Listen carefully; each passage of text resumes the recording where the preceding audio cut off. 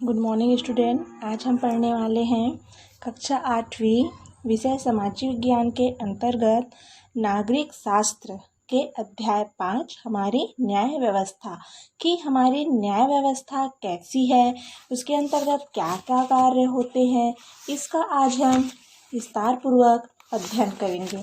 तो देखिए, आपने इसके अभी आप कौन से क्लास में हैं? क्लास 8th में है। आपने क्लास 7th में सरकार के कानून बनाने व उसे लागू करने के बारे में पढ़ा ही होगा, है ना। सरकार का तीसरा काम लोगों को न्याय दिलाना है।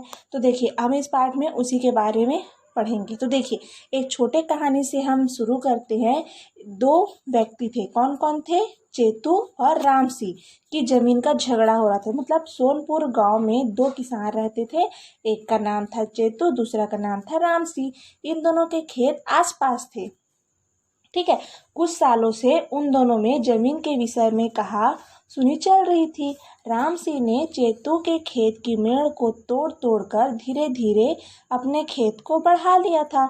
एक दिन चेतू ने नहर का पानी अपने खेत में भरा, लेकिन उसी रात राम सिंह ने चेतू के खेत की मेड़ फोड़कर अपने खेत में भर लिया।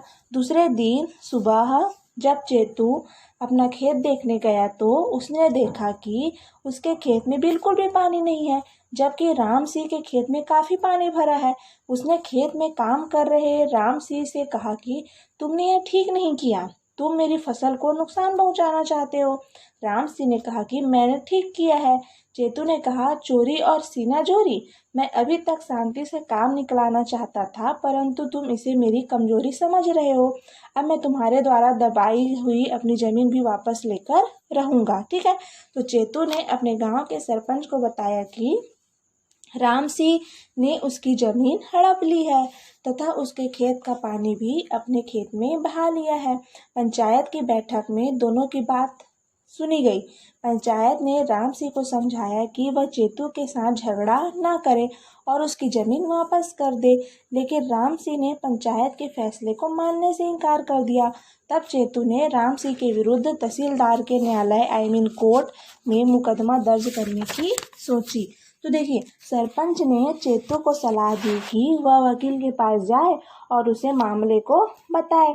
तो वकील ने चेतू की जमीन से संबंधित सभी कागजात, जैसे उसका पर्चा, पट्टा की फोटोकॉपी तथा पटवारी से विवादित भूमि जिसे खसरा B1 की नकल लाने को कहा और उसने मामले की पैरवी करने के लिए फीस के रूप में 1500 रुपये मांगे। चेतू ने इस रकम को किस्तों में देने को कहा, ठीक है। अब देखिए, एक दिन और उसी के बीच में राम सिंह और चेतू की मारपीट भी हो गई। इसी बीच एक दिन खेत पर दोनों के काफी कहासुनी हुई और बात इतनी बढ़ गई कि राम सिंह ने उसे डंडे से चेतू के सिर और हाथ पर जोर से मार दिया। चेतू के सिर पर चोट लगने के कारण खून निकलने लगा, उसके हाथ भी टूट गया। पास के ही खेत में मंगल किसान काम कर रहा था, उसने भी इस घटना को देखा। उसी ने आकर चेतू की मदद की और घर तक पहुंचाया, ठीक है। अब देखिए, थाने में रिपोर्ट अब कैसे करते हैं। तो चेतू का लड़का एक पड़ोसी की मदद से पिता को थाने ले गया। चेतू ने राम सिंह के विरुद्ध रिपोर्ट लिखवाई। थाने की मुंशी ने कोरे कागज पर रिपोर्ट लिखी। यह घटना पहली रिपोर्ट थी। चेतू ने इस पर हस्ताक्षर किए तथा मुंशी से अनुरोध किया कि वह उसे रजिस्ट्रार में दर्ज कर उसकी एक प्रति उसे अवश्य दे। मुंशी ने थानेदार को कोरे कागज पर लिखी रिपोर्ट दिखाई और कहा, ये लोग इसे रजिस्टर में दर्ज करने को कह रहे हैं। थानेदार ने रिपोर्ट पढ़ी और उसे रजिस्टर में दर्ज की। उसकी एक प्रति चेतू को देने को कहा। उसके बाद उसने एक सिपाही के साथ चेतू को इलाज के लिए शासकीय अस्पताल भेज दिया। अब अस्पताल में चेतू का इलाज हुआ और वह घर आ गया। अब देखिए, इसी में क्वेश्चन आता है FIR। तो देखिए, यदि आप किसी घटना की शिकायत या किसी बात की सूचना पुलिस को देना चाहते हो तो पास के थाने में जाकर घटना की प्रथम सूचना लिखवानी पड़ती है, ठीक है। इसे अंग्रेजी में FIR या फर्स्ट इंफॉर्मेशन रिपोर्ट कहते हैं। FIR का पूरा नाम क्या है? फर्स्ट इंफॉर्मेशन रिपोर्ट कहते हैं।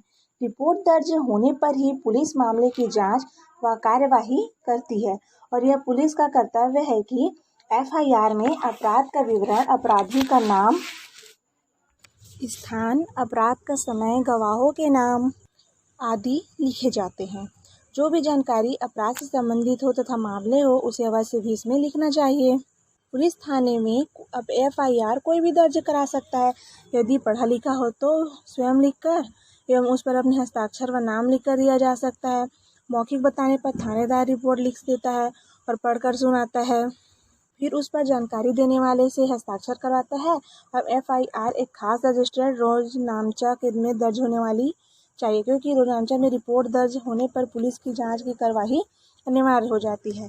FIR लिखने वाले को एक प्रति निःशुल्क मिलती है। यदि कोई थानेदार या मुंशी FIR दर्ज नहीं करता तो उसे रिपोर्ट लिखने वाला रिपोर्ट सीधे पुलिस अधीक्षक या मजिस्ट्रेट से डाक में भेज सकता है। इसके अलावा पुलिस नियंत्रण कक्ष के फ़ोन नंबर 100 पर भी रिपोर्ट की सूचना दी जा सकती है। अब इसी में आता है क्या, तो जुर्म की छानबीन। तो देखिए, FIR के आधार पर थानेदार ने छानबीन कराना तय किया। दोपहर को थानेदार चेतू के घर पहुंचा। उसने चेतू को देखा तब डॉक्टर की इलाज व पर्ची को पढ़ा। डॉक्टर की पर्ची से पता चला कि चोट काफ़ी गहरी है। चेतू का हाथ टूट गया था। थानेदार ने चेतू के पड़ोसियों से भी पूछताछ की। पड़ोसी मंगल ने खेत में हुए झगड़े की पूरी बात बताई। थानेदार को यकीन हो गया कि अपराध गंभीर है। थोड़ी देर बाद थानेदार राम सिंह के घर पहुंचा और उसे बताया कि चेतू ने तुम्हें गंभीर चोट पहुंचाई है, इसलिए तुम्हें चोट पहुंचाने के जुर्म में गिरफ्तार किया जाता है।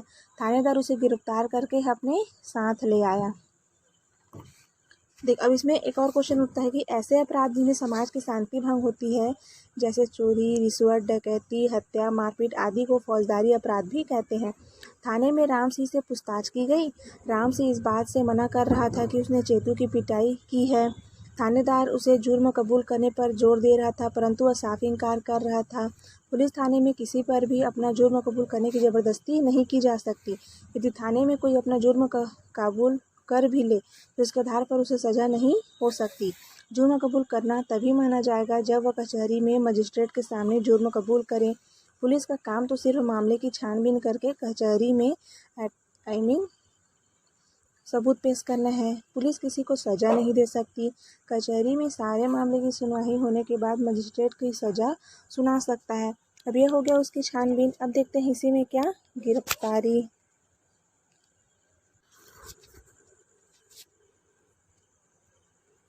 देखो, गिरफ्तारी में बोला जा रहा है तो पुलिस ने जब किसी भी व्यक्ति को गिरफ्तार करती है तो उसे यह बताना ज़रूरी होता है कि उस व्यक्ति को किस जुर्म के लिए गिरफ्तार किया जा रहा है।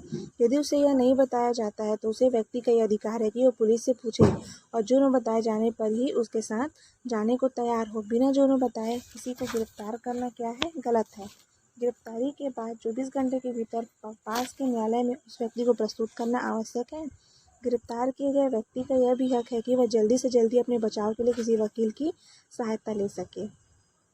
पुलिस किसी व्यक्ति को इसलिए गिरफ्तार करती है ताकि उससे पूछताछ की जा सके। गिरफ्तार नहीं करने पर वह व्यक्ति अपने खिलाफ सबूतों को नष्ट कर सकता है या फिर वह कोई दूसरा अपराध कर सकता है, अर्थात गिरफ्तारी कोई सज़ा नहीं होती। अब देखो, इसी में है क्या, जमानत। तो थानेदार ने राम सिंह को हवालात में बंद कर दिया। उसने थानेदार से बहुत विनती की कि उसे छोड़ दिया जाए। थानेदार ने राम सिंह को बताया, तुम्हें जमानत पर ही छोड़ा जा सकता है। यदि कोई जिसके पास पैसे, ज़मीन, जायदाद इत्यादि हो तुम्हारी जिम्मेदार ले सकता है। यदि तुम्हारे पास खुद की ज़मीन, पैसा हो तो तुम भी अपना बांड मुचलक जमानत राशि पर कर सकते हो। राम सिंह के पास 15 एकड़ ज़मीन थी, अतः उसने अपना बांड खुद भरा। थानेदार ने सब कहा, जब भी तुम्हें कचहरी में बुलाया जाएगा तुम्हें वहां हाजिर होना पड़ेगा और तुम घर जा सकते हो। अब देखो, पहली पेशी में राम सिंह को मजिस्ट्रेट के सामने प्रस्तुत किया गया। पुलिस की तरफ से सरकारी वकील ने राम सिंह द्वारा किए गए जुर्म की बात मजिस्ट्रेट के सामने बताई। मजिस्ट्रेट अर्थात जज के सामने बताई। FIR की प्रति और डॉक्टर की रिपोर्ट भी दी। तब चेतू को गंभीर चोट पहुंचाने का आरोप राम सिंह पर लगाया गया। मजिस्ट्रेट ने राम सिंह से पूछा कि क्या अपना जुर्म मानते हो। राम सिंह ने मना कर दिया। मजिस्ट्रेट ने अगली पेशी की तारीख दे दी। अब देखो, इसी में गवाह और पेशी। तो राम सिंह ने अपने पक्ष में कुछ दोस्तों के नाम गवाही के लिए देते थे। चेतू ने जो रिपोर्ट थाने में लिखवाई उसमें गवाहों के रूप में पड़ोसी और मंगल किसान का नाम था। इन सब मजिस्ट्रेट का आदेश सम्मन मिला कि उन्हें कचहरी में गवाही देने के लिए उपस्थित होना है। 15 दिन बाद जब दूसरे पेशी की तारीख आई, तब तक गवाह द्वितीय श्रेणी के मजिस्ट्रेट की कचहरी में पहुंचे। पुकारी हुई और गवाहों ने बारी बारी से घटना के दिन की सारी बातें दोनों पक्षों के वकीलों ने गवाहों से पूछताछ की। तीसरी पेशी में दोनों पक्ष के वकीलों में बहस हुई। इस प्रकार वकीलों द्वारा पूछताछ और बहस होते रहने के कारण केस 2 साल तक चला। अंत में मजिस्ट्रेट ने राम सिंह को जानलेवा मारपीट करने के जुर्म में दोषी पाया और अपने फैसले में राम सिंह को 3 वर्ष की सजा सुनाई। तो देखिए, अब सेशन कोर्ट में अपील जिला मुख्यालय। तो राम सिंह कोर्ट कचहरी के चक्कर में बर्बाद हो गया। उसकी खेतीबाड़ी के कार्यों में बहुत बाधा पहुंची। उसे चिंता हो रही थी कि 3 साल की सज़ा में तो उसकी पूरी खेत चौपट हो जाएगी। ऐसी स्थिति में उसने अपने वकील से कहा, क्या अब कोई उपाय नहीं है जिससे मेरी सज़ा माफ़ हो जाए। वकील ने उसे भरोसा दिलाते हुए कहा कि इस फैसले के खिलाफ सेशन बोर्ड में अपील करूंगा। जब तक वहां का फैसला नहीं होगा तुम्हें जेल नहीं जाना होगा। ज्यूडिशियल मजिस्ट्रेट या न्यायिक दंडाधिकारी का फैसला सेशन जज बदल सकता है। सेशन बोर्ड ने तुम्हें बार बार पेशी के लिए आने की जरूरत भी नहीं होगी। तुम समय समय पर फीस देते रहना। इस प्रकार राम सिंह के वकील ने सेशन बोर्ड अर्थात सत्र न्यायालय में अपील की। वहां पर राम सिंह से बचाव के लिए उसके वकील ने मंगल को राम सिंह के पक्ष में गवाही देने को कहा, पर मंगल ने साफ इनकार कर दिया। यदि मामला 1 साल तक चला। सेशन जज ने राम सिंह की सजा 3 साल से घटाकर 2 साल कर दी। उच्च न्यायालय। अब देखिए, राम सिंह एक हो गया क्या हमारा जिला मुख्यालय, अब हो गया हमारा उच्च न्यायालय। तो राम सिंह फैसला सुनकर दुखी हुआ, किंतु उसने हार नहीं मानी। उसने अपने वकील से पूछा कि इस सज़ा से बचने के क्या उपाय हैं। वकील ने सलाह दी कि उच्च न्यायालय में फैसला बदला जा सकता है। वकील का कहना है कि हर राज्य के लिए एक उच्च न्यायालय होता है। यह राज्य का सबसे बड़ा न्यायालय होता है। किसी भी मुकदमे के फैसले के खिलाफ इस न्यायालय में अपील की जा सकती है। उच्च न्यायालय में मुजरिम और गवाहों को नहीं बुलाया जाता है। केवल केस फाइल के आधार पर बहस होती है और फैसले होते हैं। राम सिंह के कहने पर वकील ने उच्च न्यायालय में अपील की। ठीक है, लगभग 4 माह बाद उसके केस पर बहस प्रारंभ हुई। वकील ने राम सिंह की सजा को माफ करने की बहुत कोशिश की। उच्च न्यायालय ने जज की निचली अदालतों के फैसलों को बारीकी से जांचा तथा वकीलों की बहस को चुना। अंत में जज ने सेशन जज के फैसलों को सही पाया और राम सिंह को 2 साल की सजा को बरकरार रखा। इस प्रकार राम सिंह को 2 साल के लिए जेल भेज दिया गया। वकील ने राम सिंह से जेल से मुलाकात की और उसे भरोसा दिलाते हुए कहा कि तुम्हारी सजा को मैं सर्वोच्च न्यायालय में माफ करवाऊंगा। राम सिंह ने कहा, साहब, सर्वोच्च न्यायालय में और अधिक पैसे खर्च होंगे, वहाँ भी ऐसा ही फैसला होगा। मुझे अब कहीं नहीं जाना है। अर्थात सर्वोच्च न्यायालय देश का सबसे बड़ा और अंतिम न्यायालय होता है। तो यहाँ पर उच्च न्यायालय के फैसले के विरुद्ध अपील की जा सकती है। सर्वोच्च न्यायालय का फैसला अंतिम होता है। सर्वोच्च न्यायालय देश का सबसे बड़ा न्यायालय है। प्रत्येक राज्य के लिए एक उच्च न्यायालय होता है तथा जिला स्तर पर भी न्यायालय होते हैं। फौजदारी मामलों के लिए सेशन तथा दीवानी मामलों के लिए जिला कोर्ट होता है। अब आप समझ गए होंगे कि राम सिंह का मामला सबसे पहले मुख्य न्यायाधिकारी दंडाधिकारी द्वितीय श्रेणी में न्यायालय में होगा, उसके बाद जिला के सत्र न्यायालय और राज्य के उच्च न्यायालय में गया। इस प्रकार न्यायालय की व्यवस्था तहसील, जिला, राज्य एवं देश में की गई है। हमारे राज्य का उच्च न्यायालय कहाँ है? बिलासपुर में है तथा देश का सर्वोत्तम न्यायालय दिल्ली में है। तो इस पाठ से आपको समझ आया होगा कि हमारी न्याय व्यवस्था कैसे क्रमवार चलती है। गुड मॉर्निंग स्टूडेंट, आज हम पढ़ने वाले हैं कक्षा 8वीं